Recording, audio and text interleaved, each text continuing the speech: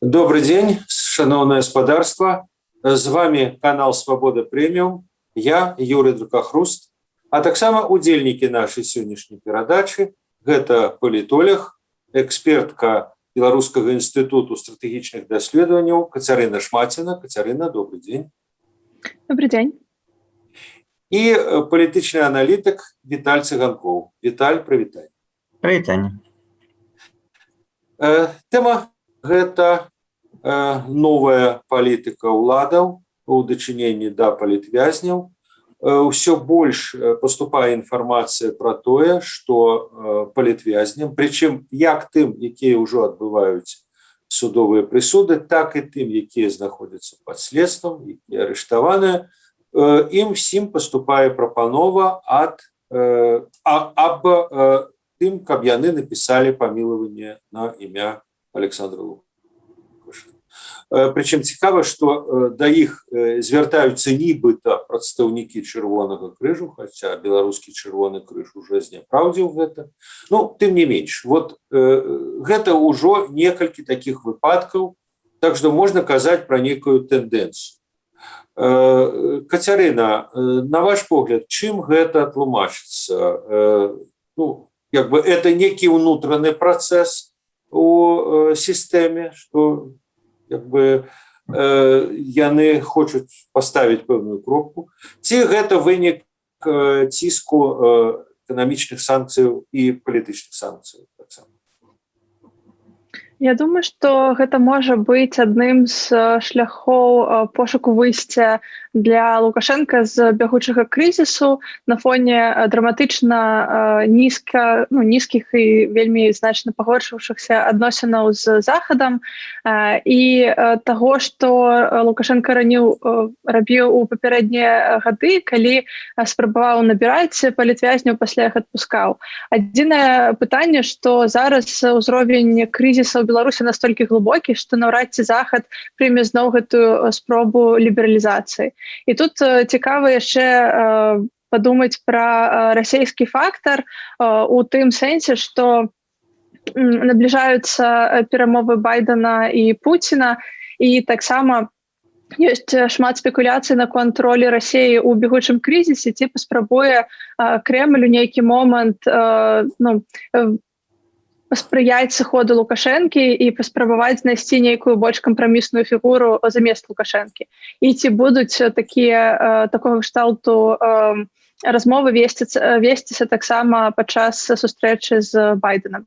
Але яшчэ раз падкрэслю, што вось тая нармалізацыя, быццам бы, яка адбывалася там да жнівеньскіх падзеяў мінулага года, яна была вельмі драматычна спыненая і быў вельмі, як мы бачым, значны адкат у адносінах з Еўразвязам і з калектыўным Захадам. І наўрад ці зараз у гэты момант, калі распрацоўваюцца яшчэ больш таргетаваныя і больш балючыя санкцыі супраць Лукашэнкі, наўрад ці зараз Захад зробіць крок назад да нейкага паразумення з рэжымам Лукашэнкі. Ну, Кацярына, вы уже адразу адказалі на ўсе пытанні, і яны ў меня потым все ж таки з'явяцца, магчыма, мы вернемся да таго, пра што вы сказалі. Віталь, а вот калі прыгадаць гісторыю, я ведаю, вот вы размаўлялі з Алесем Біляцкім, рабілі з ім інтэрв'ю, як гэта было пасля 6-го, пасля 10-го году. Тады сітуацыя была чымсьці непадобная, чымсьці падобная, тады таксама дзейнічалі санкцыі. Вот тады таксама быў гэты этап, і як хутка пасля падзеяў ён наступаў этап прапанавання пісаць Александру Лукашэнку на памілаванне.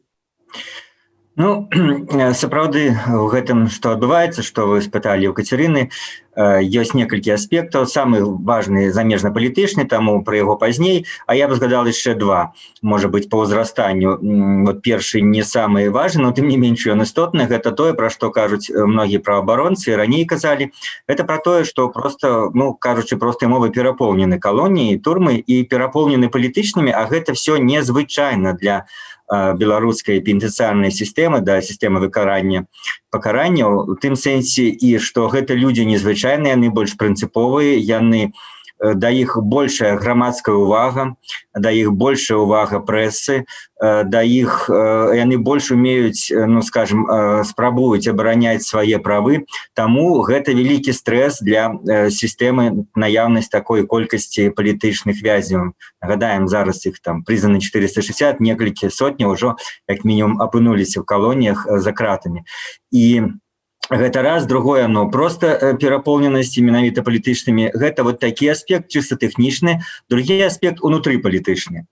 Ну, улада аб'явіла год адзінства, які б незграбныя крокі она не прадпрымае, она прадпрымае. Незграбны крок я маю на ўвазе там 17 верасня аб'явіць датай адзінства. Вось. Ну, сярод іншага, у іх ёсць жаданне паказаць, што вось ужо ніякіх пратэстаў няма, і нават тыя людзі, якія ну, значыцца, прымалі ў іх удзел, яны прызналі свае памылкі, многія з іх напісалі прашэнне і хочуць увайсці ў мірнае жыццё, назад у мірнае жыццё, каб все было як раней.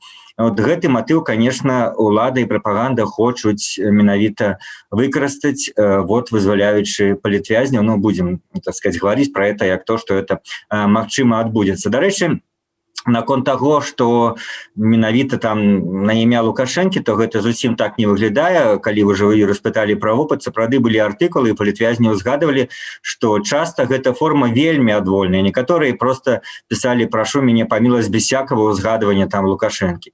Некаторыя пісалі яшчэ больш адвольную форму. Гэта там на імя там начальніка там турмы ці просто.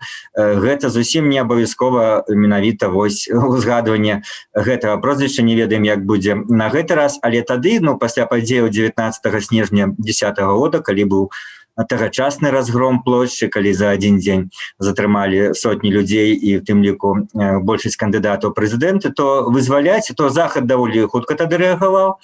Тады, што трэба прызнаць, гэтыя там першыя два пакеты былі прыняты літаральна хутчэй, чым зараз падчас цяперашняга беларускага крызісу.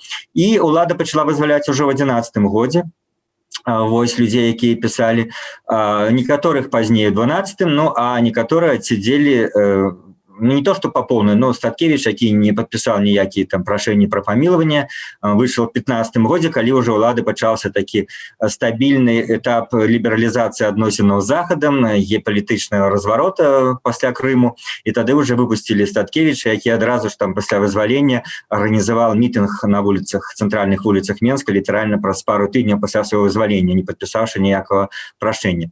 Так што выглядала гэта так, і людзі, якія зараз там в інтэрв'ю прэсе расказваюць пра гэтае памілаванне, ну, многія кажуць, што не пісалі ні на якое канкрэтнае імя і не прызнавалі там сваіх памылак. Тым не менш, праваабаронцы, ну, на сёння той же Алесь Беляцкі, раз вы узгадалі гэта інтэрв'ю, сказаў, што в прынцыпе прашэнне аб памілаванні гэта чалавек прызнае сваю віну.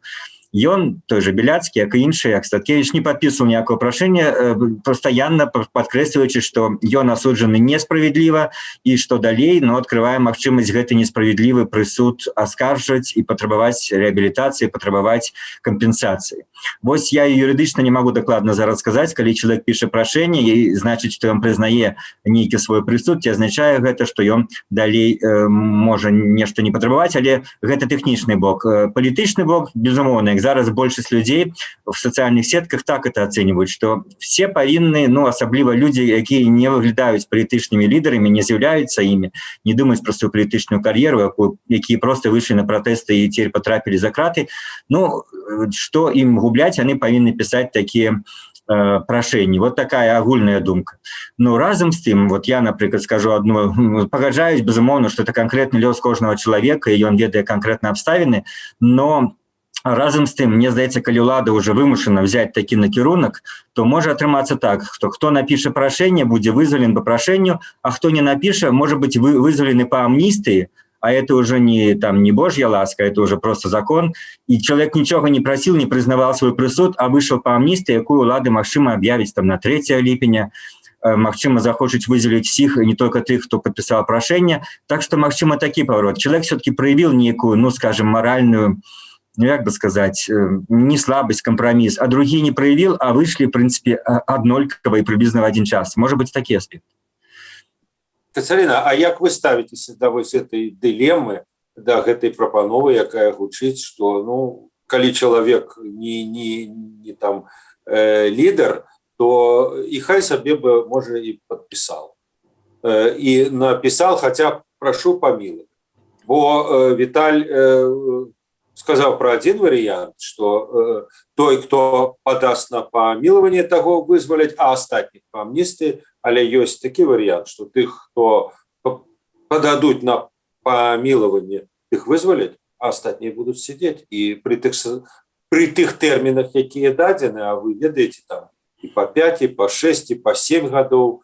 Так вот, які ваш адказ, прапанова, думка? Я лічу, што асуджаць, ацэньваць, там, даваць парады людзям, якія апынуліся за кратамі, мы не маем права, таму што мы у іншым абсалютна зараз знаходзімся становішчы. І моя думка, можа, кантраверсійная, але я б сказала так, што калі ўлады граюць брудна супраць уласнага народу, то чаму б беларусам, якія апынуліся за кратамі, таксама не падпісаць любыя паперкі ці там зрабіць выгляд, што яны быццам бы прызналі віну, калі ім у вырашэнні іх лёса ў дадзены момант гэта дапамагае. І галоўнае захаваць сабе, сваё здароўе, дабрабыт, наколькі гэта магчыма, і выйшаўшы на свабоду, гэтыя людзі будуць нашмат больш карысныя сабе і грамадству, чым за кратамі. Але зноў-такі гэта пра выбар кожнага чалавека і пра тое, што геройскія ўчынкі важныя і няма словаў, каб апісаць значнасць гэтых ахвяраў і асэнсаваных ахвяраў людзей. Але я таксама думаю, што жывы чалавек, жывы беларус, які проста заботіўся пра сябе, гэта таксама вельмі вялікая каштоўнасць для нашага грамадства. Ну, а цяпер да той тэмы, пра якую вы ўжо, Кацярына, казалі, гэта да заходняй рэакцыі. Ну, відавочна, што ўсё ж такі наяўнасць санкцыяў, перспектыва іх узмацнення, яна, як мінімум, была фактарам, а можа быць, ввогуле і была вырашальным і нават адзіным фактарам для такога рашэння. Але цяперашняя сітуацыя, калі сапраўды шмат людзей гэтыя паперы падпішуць, напішуць, то для Захаду ўзнікае пэўная дылема. Ну, так, як бы сістэма стаяла непарушна, сітуацыя ніяк не лібералізавалася, а зараз, уявім сабе, што это адбываецца, то какие-то люди на Захадзе могуць сказаць, нейкі плён на наши санкцыі далі, как бы, і можа і хопіць. Как бы, чаго мы хочам, как бы, больш? Мы хочам санкцыямі скінуць Лукашэнку ці паляпшэнне сітуацыі? На ваш погляд, як все ж таки это на санкцыйную палітыку паўплывае? Хутчэй за ўсё, 4-й пакет, ён будзе прыняты так, як запланаваны, магчыма, з чыста бюрократычных рэчаў. У Брусселе ўжо як бы там этот пакет склалі. А далей, магчыма, што стратэгічнае рашэнне будзе прынятае на Захадзе, што мы аслабляем санкцыі. У людзей вызвалілі, хай і па мілаванні. Окей, мы крышачку, можа, робім шаг назад. Не, так не будзе?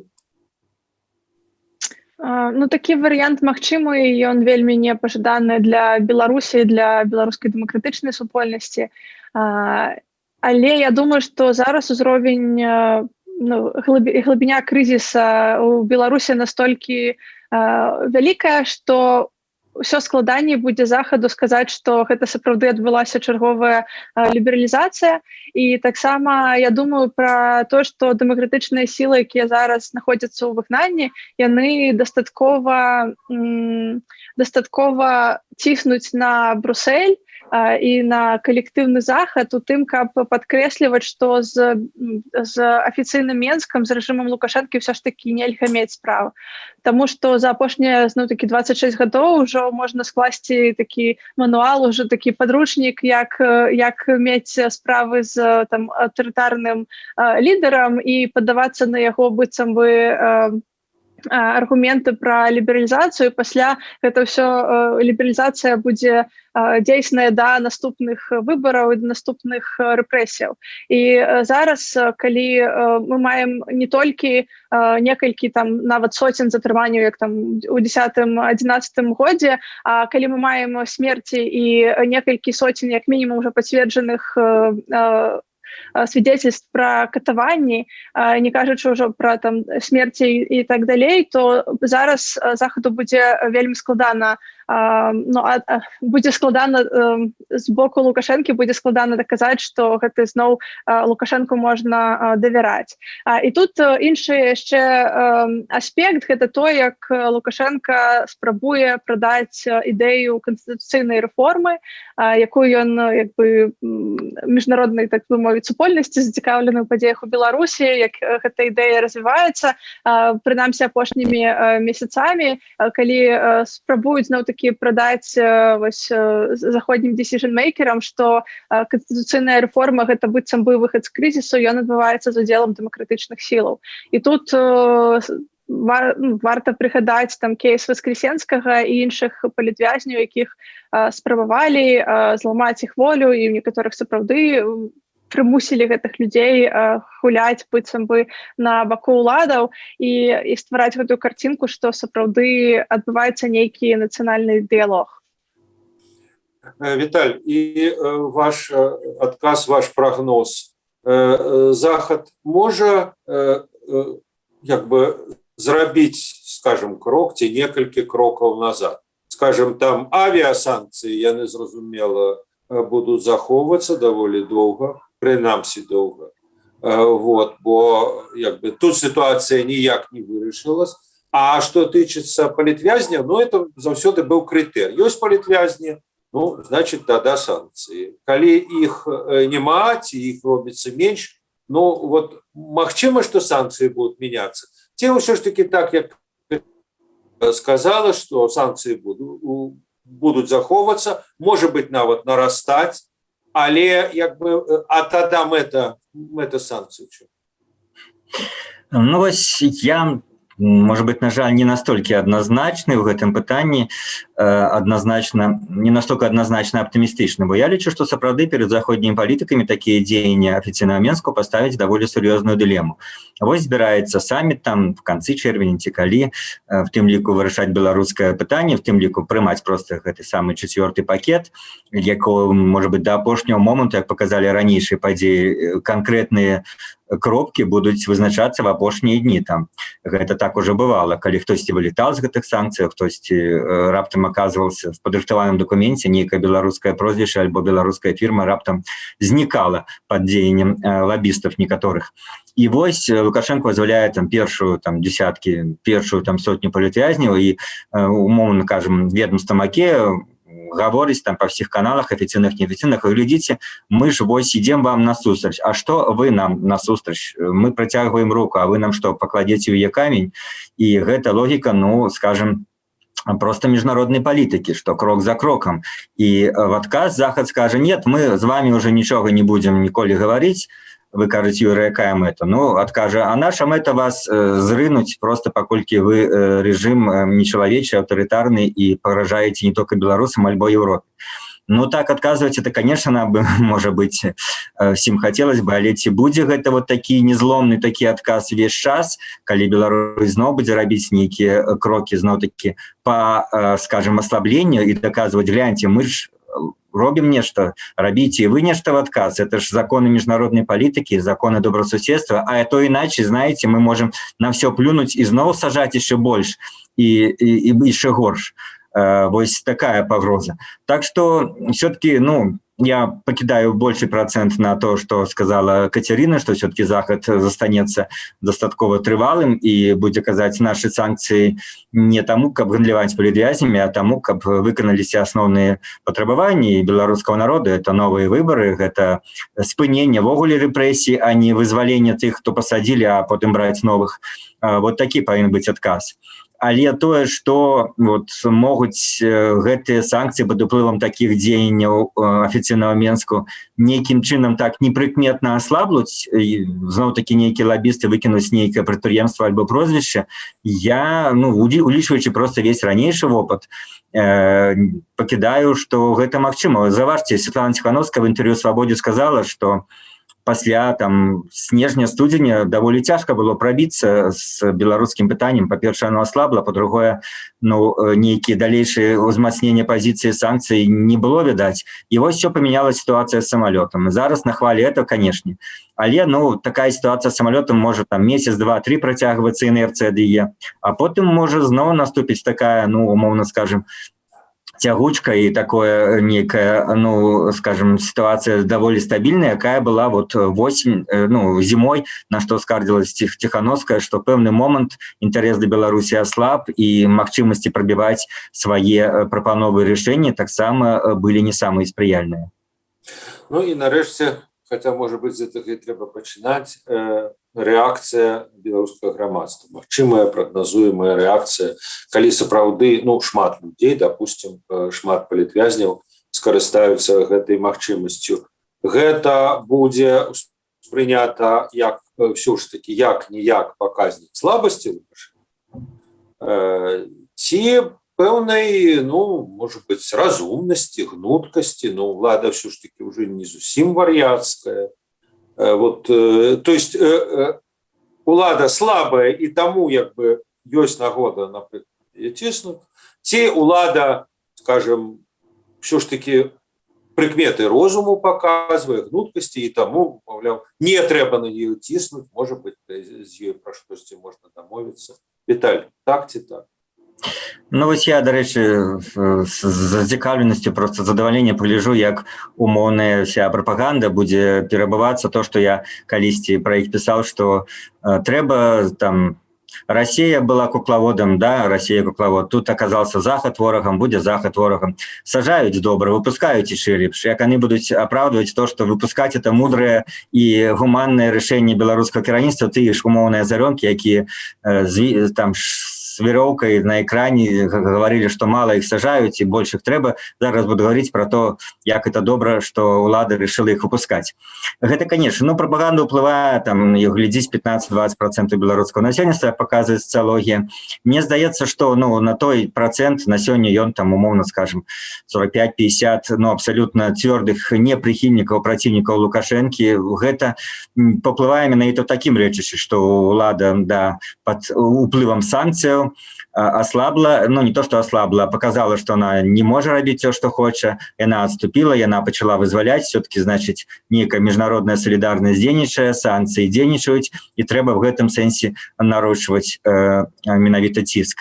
Ты 15-20% так званого болота, які сёння оно зменшилося, остатние берем 25 прихильников Лукашенки, вот это болото, оно, конечно, может по-рознаму спрыняць и в той бок, и в гэты бок. Тут может быть от того, менавіта якія больш удалыя аргументы будуць у таго ці іншага баку. Але вось я ўпэўнены, што пераважная большасць людзей, якія не прымаюць Лукашенко, не ўспрымаюць, конечно, ніхто не ацэніць гэты крок як нейкая гуманнасць ці чалавечнасць з боку афіцыйных уладаў, паколькі гэтыя словы даўно ўжо, асабліва за апошні год, з ніякай гуманнасцю, чалавечнасцю не асацыіруецца, і я не ведаю, якія дзеянні. Все разумеюць, што это дзеянні ад непазбежнага, ад пагрозы, ад ціску, а не ад таго, што раптам яны сталі добрыя. Кацярына, і ваш адказ. Віталь у дадзеным выпадку сказаў, што прыхільнікі Лукашэнкі гэта ухваляць, но не все ухваляць, што бы он не зрабіў. А праціўнікі не скажуць яму дзякуй. Але, магчыма, праціўнікі таксама ёсць розныя, ёсць больш цвёрдыя людзі, а для каго-то, скажем, могут быть пераканаўчымі аргументы, напрыклад, того же Евгена Пригермана, он недавно у нас выступал. Причем я кажу о противниках Лукашенко, якія могут сказать, зрынуць яго наўрад ці атрымаецца, так ці інакш, а калі эта ўлада робіць все ж таки какие-то кроки насустрач грамадству, под санкциями, не под санкциями, неважно, она реально робіць эти кроки, так может и з ёй можно как-то поразуметься. Якая будзе прапорцыя, на ваш погляд?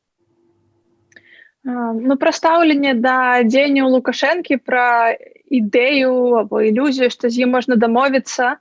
Гэтыя аргументы яны б спрацавалі ў Беларусі, я думаю, да жнівеньскіх падзеяў, да таго, як людзей пачалі рэальна забіваць і там пліваць кроў і катаваць і так далей. І я думаю, што за гэты час ўжо ўзровень непрыняцця гэтага чалавека, яго атачэння, ён вельмі вялікі ў беларускім грамадстве. Іншая думка, вось якая мне зараз прыйшла, гэта то, што сярод пратэснай часткі насельніцтва ёсць яшчэ падзяленне паміж тымі, як ставіцца, напрыклад, да там людзей, якія з'ехалі з краіны пад ціскам, або тыя, хто, вось, напрыклад, яны выйдуць падчас амністыі або падпішуць нейкія паперкі пра памілаванне, і будзе вось пэўнае падзяленне, там крытыка пэўнай часткі грамадства, да, непрыняцця вось тых, хто там вызваліўся, напрыклад.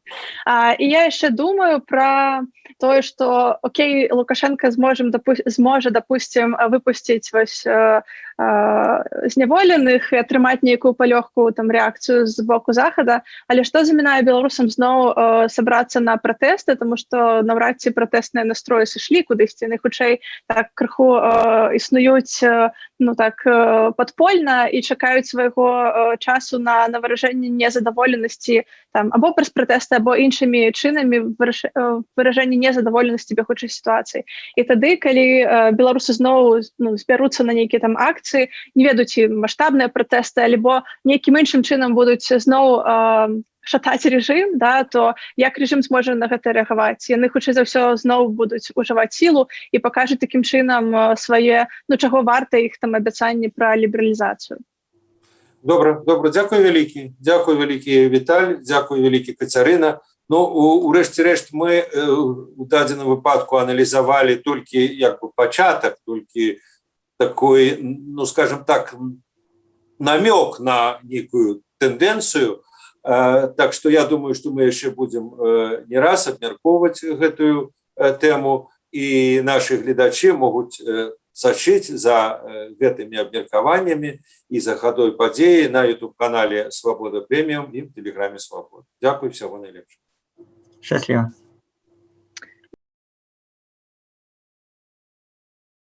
Хочаце ведаць, што адбываецца? Апошнія навіны, жывыя трансляцыі, відэа, фото. Пастаўце на мабільны тэлефон нашу аплікацыю.